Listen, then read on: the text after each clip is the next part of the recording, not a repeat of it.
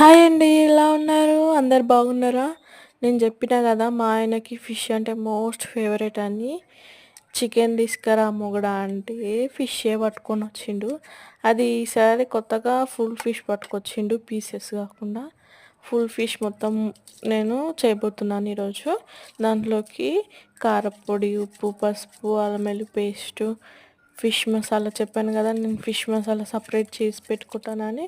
Fish masala, అల్లం వెల్లుల్లి paste, నిమ్మకాయ, ఆయిల్ వేసి మన మసాలా అంతా కలుపుకున్న మసాలాని మొత్తం ఫిష్కి రుద్దుతూ మసాజ్ చేసేయాలి మంచిగా. అది మాత్రం ఫిష్ మాత్రం బతుకుంటే అమ్మ ఎంత మంచిగా హాయిగా మసాజ్ చేస్తుర్రని హ్యాపీగా ఫీల్ అవుతుండొచ్చు. అట్లా చేస్తున్నాను నేను మసాజ్. చూసిండ్రా?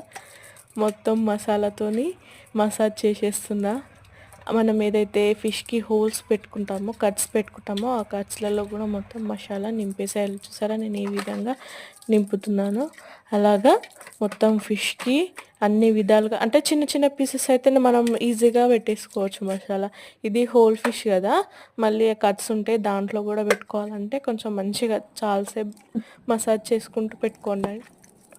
మ్యాగ్నేట్ చేసుకున్న తర్వాత ఫిష్ని కొంచెం కార్న్ఫ్లోర్ యాడ్ చేసుకొని, కార్న్ఫ్లోర్ మొత్తము రుద్దేసిన తర్వాత మనం పైన ఆయిల్ వేసుకొని, కొంచెం ఆయిల్ ఎక్కువ వేసుకోండి, హోల్ ఫిష్ కదా.